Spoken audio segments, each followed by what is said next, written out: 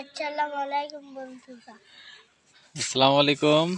আমি এসেছি তৌফিকিন নিয়ে আমার ছাদ কৃষিতে মূলো উঠাতে। আজ আমাদের ছোট মাছ দিয়ে মূলো রান্না হবে।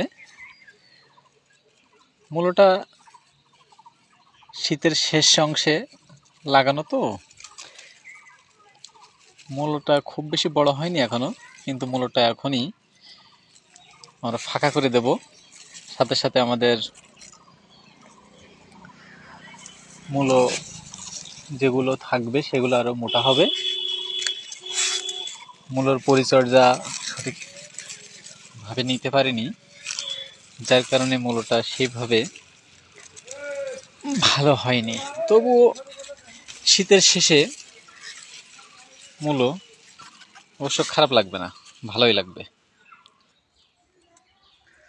আমাদের মূলো উঠানো শেষ, আপনারা দেখেছেন। এখন এটা ছোট মাছ দিয়ে চচ্চড়ি হবে।